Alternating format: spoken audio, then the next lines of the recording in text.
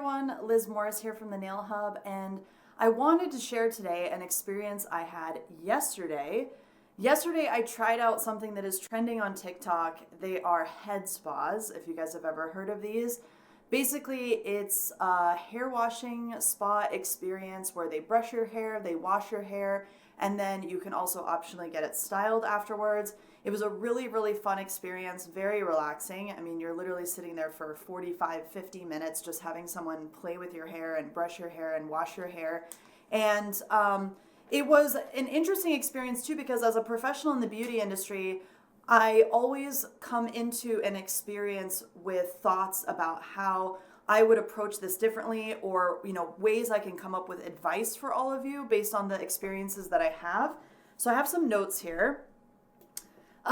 First off, I wanted to say that overall, this was a wonderful service, and my service provider was very, very good at what she does. She had really good command of me as the client. She was very personable. She had, exactly the right pressure. She asked for feedback at the right times. But there were a couple things about the general experience that I wanted to share with you because I think it illustrates how clients really perceive our businesses. And I do think that as service providers, because we're constantly in the chair, constantly working on people, if we don't have another point of reference, we tend to lose touch with really how we compare to other businesses out there, and maybe where are our shortcomings or our areas of opportunity to improve our business and make it even better than it already is. And I think the biggest thing that people tend to get hung up in our industry on very, very specific things. We get hung up on, I'm going to use a specific product and that's really going to be the memorable factor for my client. Or I'm going to, name my business something really specific and that's really going to be what is memorable for my client. And I want to encourage you, first off, to go out and get services, because there is no better way for you to really get ideas for your business and understand how you compare to other businesses than getting services done yourself. By being a client of a service provider, we can become better service providers ourselves. So I made some notes based on my experience yesterday that I thought were really interesting. First off is the presence of the brand and the business that I walked into. So in Phoenix, a lot of businesses are located in strip malls. I always laugh because when I first moved to Phoenix, I'm like, wow, this is the mecca of strip malls. Everything are in these strip malls. And the other thing that's difficult about Phoenix is because it gets so hot in the summertime and there's so much sun, almost every single business actually looks like it's closed when it isn't, because every business has closed doors because of the air conditioning. And we also have tinted windows on almost every single business that you'll go to. It's a little bit of a culture shock if you're not from here and you just moved here from somewhere else. But I wanted to point this out because if you have a challenge like that, where maybe you have to do it for the opposite reason, maybe it's very cold where you are, you need to keep the doors closed so you can maintain heat, anything like that, anything you can think about to actually put outside to create a welcoming environment and to instruct people how to enter the business is really helpful, because I know a lot of you are probably in, maybe you're in a salon suite, or maybe you're in a small individual space. Maybe you own a big salon and you've got, a big, big presence. But if you've got a smaller presence where you're in a very small area, maybe you're inside of another area, or maybe you're in a lineup of other businesses, one of the things that I find is very helpful as a client is feeling comfortable walking into a space. So I had never been to this business before, and when I drove up to the strip mall, there was just a generic banner because they've only opened maybe 4 or 5 months ago. So just kind of a generic banner with a very generic name on the banner. I mean, super, super basic, which is fine.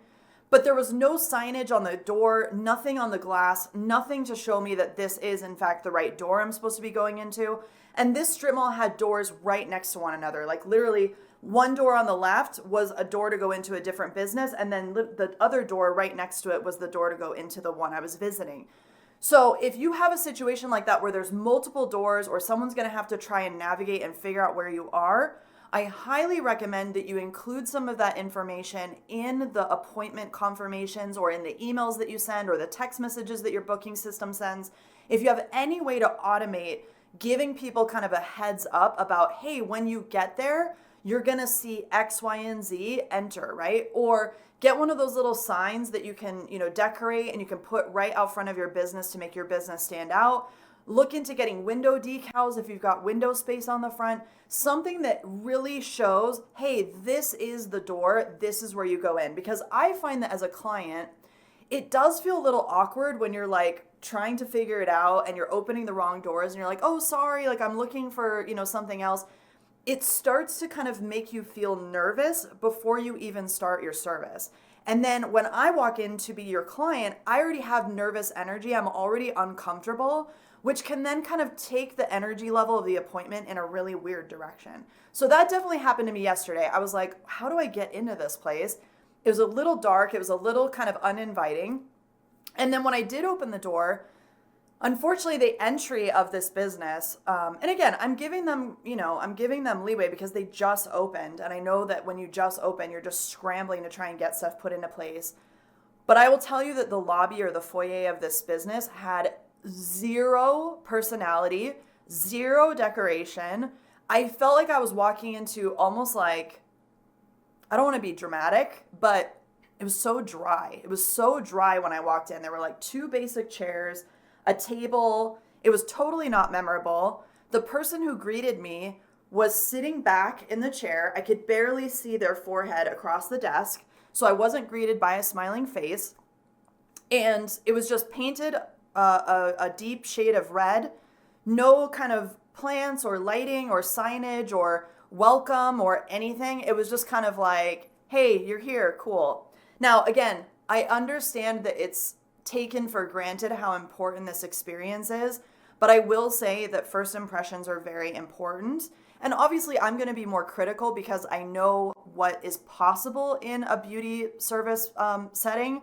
But I do think that most clients subconsciously get affected by these things, and it's going to change the overall perception. It's going to be that much more difficult to wow a client who's already kind of subconsciously starting on a low point. They feel awkward, they feel nervous, they don't understand what's happening. And I can tell you this is true because when I exited from my service, there were other ladies waiting for their appointment. And because there was really nowhere to sit down and it was kind of a very weird, austere space, those ladies, I think there were 3 of them, those ladies were actually just standing there very awkwardly, like with their hands in their pockets, and they were just kind of like awkwardly waiting for someone to tell them what to do.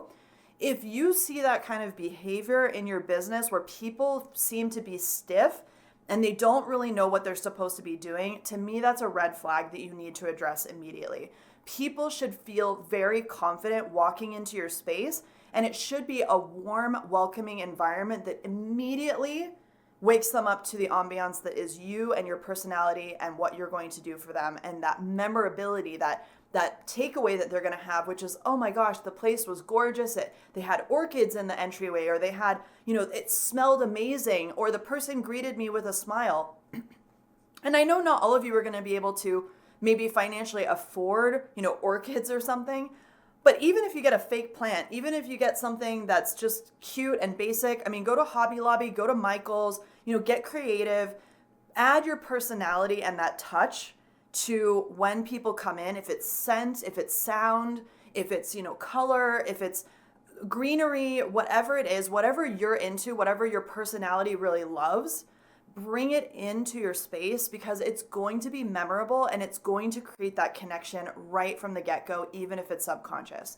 So when I first got there, it was very austere. Then I, the girl told me, hey, I'm going to go check and make sure the other service provider is here, and then we'll get you guys started. And I was with a friend of mine.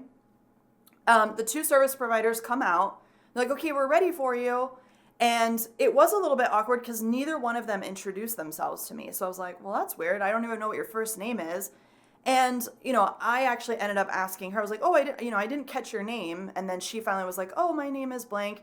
But I really recommend also, if it's someone that's new to your business and even existing clients, get up and greet them, because it is one of those things where once we get comfortable with people, we can actually be so busy in our businesses where we stay seated in our desk and we're just like, hey, come on over, and we wave at people.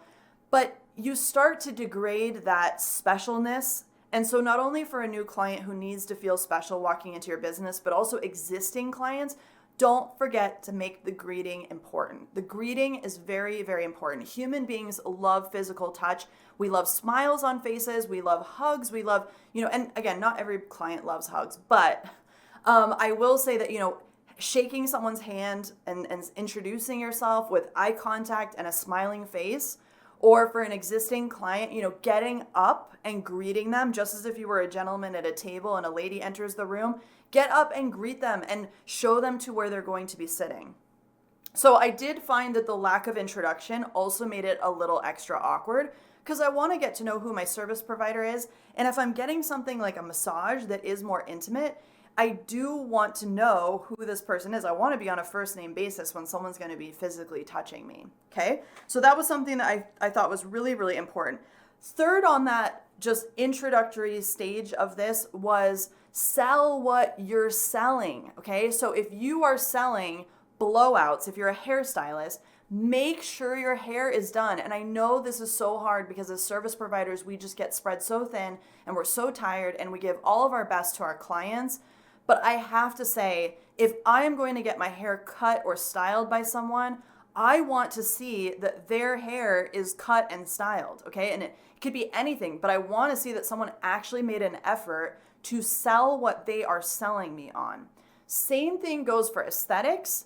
Obviously I want to see that the person who is going to be doing my facial also has beautiful skin, or someone who's going to be doing my nails, I want to see that their nails are gorgeous. They don't have to have product on, but even a natural nail manicure, because I know how busy we get as nail technicians. But even if your natural nails, like let's say you just don't have time to be doing backfills on yourself, or you don't have time to be doing your own product, or maybe they just get worn out after a week of doing everyone else's nails. Even if you just have beautifully manicured, healthy looking, like gorgeously moisturized natural nails and your skin is moisturized and everything looks good, I have to say that that does make a huge impact. When I go to someone and they're going to be doing a massage on my hair and then they're going to be styling it afterwards, if their hair isn't done, it does kind of make me question in the back of my mind, like, how good is this going to be? I mean, you don't even do your own hair. Are you going to be able to do mine? So, it might sound a little bit judgmental, but remember that paying clients are judgmental. They are going to be giving you hard-earned money for the service. And it's really important to understand that that transaction needs to be top-notch in order for them to cement in their brain that this is worth the money that they're giving you. Because if it starts out lackluster, and then even if you do an amazing service, but there's all these little weird question marks in the back of their head, all it takes is one teeny tiny little slip up, and that client is immediately going to go, this isn't worth it. And they're going to write you a review and say, and it's going to be one of those blindsided things where you feel like you're getting punched in the chin, where you thought it went well, they leave, and then 3 days later you get this review of, I thought this was awesome. It's like it's almost like a, I don't want to, again, sometimes I use words that aren't necessarily like the most sensitive or appropriate, but I'd say it's almost like a bipolar review, right? Where it starts out positive and then it's like negative and then it's positive and that's negative. And you're like, what the heck, lady? I thought you enjoyed your service. Like, why are you writing me this review? And it's because of those issues throughout the service where they entered awkwardly and they had that kind of subconscious, awkward, nervous energy. And then even though you did an amazing service, they're going to remember all the negativity because people have a really good way of remembering all of the negative stuff and none of the positive. As you know, from anything that you might deal with, it's like people could give you 100 compliments, but if someone writes you a negative review, that's all you're going to remember. So just think about that when you're creating this experience for people, is that you really need to sell what you're selling. Sell yourself. You are kind of selling yourself. You're selling you, the experience you provide, the service you provide. You want to look the part, talk the part, walk the part. All of those things are really, really important, especially for new clients. And the reason why this is more important than it's ever been in history of even me doing nails is things are so expensive right now. Our economy is crazy with inflation. And when you're asking someone to pay almost $100, I don't know what your guys' prices are, but I mean, we're getting into the ballpark where basic gel polish manicures are running somewhere between like $70 and $80. People are having a hard time even paying for their groceries, and they do want to get their nails done, and they do want to get beauty services, and they do want to do self-care. But you have to understand that because things are more expensive than they ever have been, you are really going to have to rise to that occasion more than you've ever been expected to do so. So I really want you to think about these things because they aren't big changes. Introducing yourself and smiling and making eye contact is not something that costs you any more energy or time or money, but it does make a lasting impact. And getting up and doing your hair and your makeup and having your nails look nice does make a lasting impact. I can't stress that more than anything. And I really want you to think about making that memorable experience and making it personal, because you are, just like I am the Nail Hub, you are your business. And so I want you to think about how you can really make that memorable and unique. And the only way you can do that is really let your personality shine through and make it warm, inviting, and create that personality with your business, okay? The other thing that kind of fell short for me on this was there was no setting expectations. So this is, the head spa thing is definitely a new trend. And I would say that most people have not had this type of spa experience before. I think most people have had massages, maybe once in their life. They've gotten their nails done maybe. So those things aren't as uncommon. When you're talking about someone coming to you and you're trying to do things differently or in a more unique way, or maybe you are offering something that is a new type of service like this head spa concept, it was a little strange because there was no leading me into it as the client, okay? So if I'm the newbie and I've never done this before and you're the expert and you're the service provider, I do expect a little bit of a high level rundown of what we're going to do today, okay? So as an example, so I walk into this room, there's beds lined up. There really wasn't any like privacy or separation between them, but that's okay. I mean, it's not that big of a deal. It was a nice dark space with a little bit of mood lighting.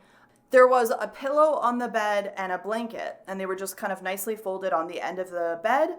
But the service provider didn't really explain anything to me other than, take your shoes off. And I was like, oh, okay, cool. I'll take my shoes off. There was a little bench for me to put my purse and my shoes on.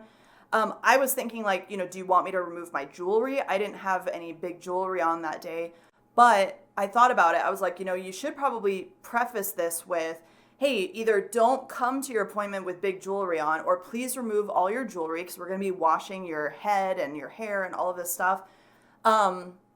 There wasn't really any explanation of how to situate myself. So I, figured out, okay, I'm going to put the pillow underneath my knees and I'm going to pull the blanket over my legs. And the girl, I said, oh, you have blankets? And she's like, yeah, because it gets cold when your hair's wet. And I was like, oh, okay. And I was trying to give her cues to like explain to me how to do this. But I expected it to be a little bit more like, hey, let me get you situated. I recommend you put the pillow underneath your knees, or maybe she could help me get situated so that I'm comfortable and check that I'm comfortable before she gets started on the service. So I feel like it went, very quickly from like checking in at the front desk to like boom, boom, boom, let's get going.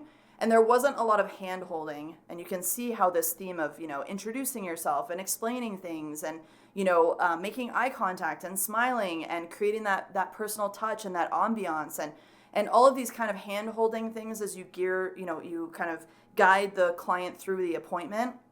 When you don't do those kinds of things, again, the person on the other end is going to feel nervous. They're not going to know what to expect. Now, I'm a pretty easygoing client. I mean, you might not think so after all of these critiques that I have of this business, but actually I am a very easygoing client because I've had so many services done. I kind of already know what to expect and I kind of already know what can go wrong. So I'm not shocked by things.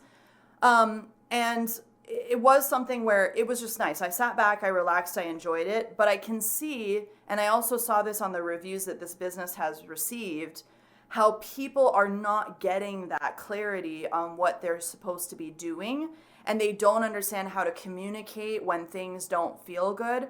So one of the reviews that I read of this business, and again, they were like all over the map with, people enjoying it or not enjoying it. But the people who didn't enjoy it, to me, the theme was they didn't understand what to expect, and they also didn't understand how to communicate what they wanted. And this is also something that I think is extremely important. Setting expectations is very, very important for the successful outcome of your service, okay?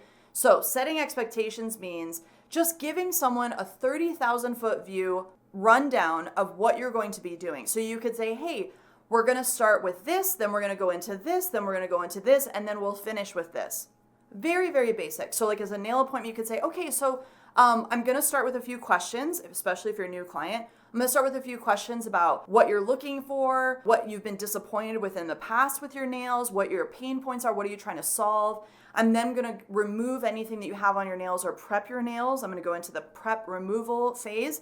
Then we're going to do application. And then at the end, I'm going to finish with a massage and a hot towel, or we're going to finish with whatever. Okay. So whatever service that you're going to do for this person, just give them like 3 bullet points or 4 bullet points of what they're going to expect.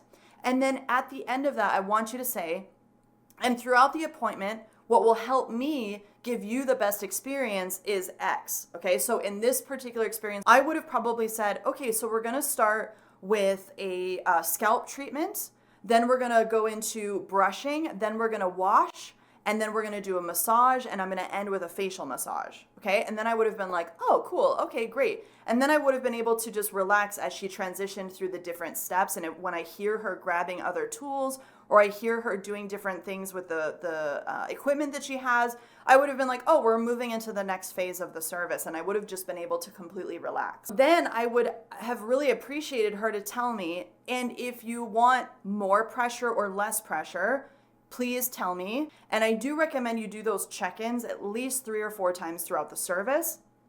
Those check-ins with people are going to give them the ability to give you feedback before it's too late. So this goes for, the pressure that you use while you're prepping their nails. Some people are more sensitive to things like the pushing of their cuticles, the filing of their nails. Maybe you use an e-file to do your manicuring. Maybe you need to explain that a little bit more if they've never had that done. Also checking in on, shape and all of that stuff. Color, are you sure you like this color? Because when I apply it and we cure it, there's no going back. Stuff like that, okay? So those little check-ins are going to make sure that you don't end up at the end of the service with all of these broken expectations, or the client being like, this is not what I expected. And when I read the reviews of this business, that was the number one reason for all of their negative reviews, was the person said, I thought it was going to be different.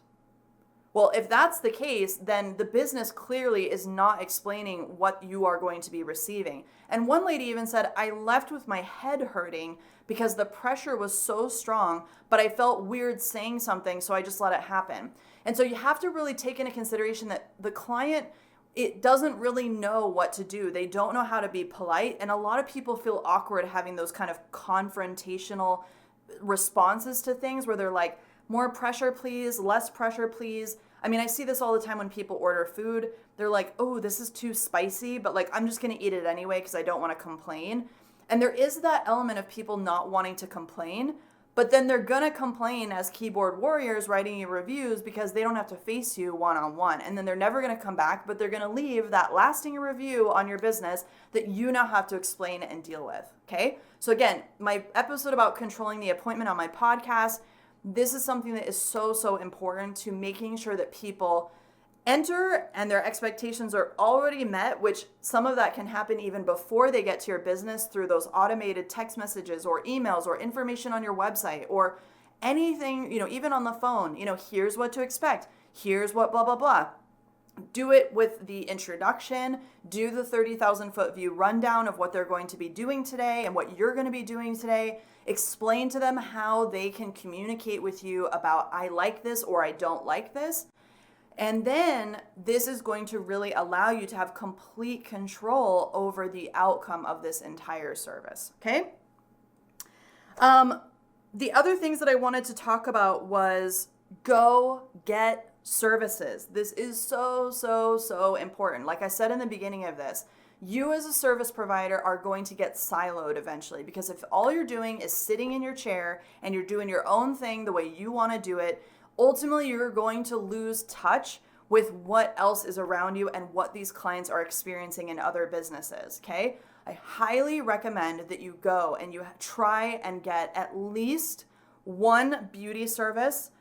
I would say twice a year would be amazing, and pick a couple different ones. And don't go to the places, if you've got like a regular hairstylist that you're on a first name basis with and your friends and whatever, that's not what I'm talking about. I'm talking about go be a new client at a business you've never gone to before. And I want you to just be the client. And I want you to absorb everything that happens and how you feel and all of that. Because at the end of this service, it was wonderful. There were a couple hiccups that I was like, little teeny tiny things that could have been prevented, like all of the stuff that I just talked about. Small changes that would have left a much different impression on me. But at the end of it, the real test is when the client gets that total from you and they hear today is going to be X dollars.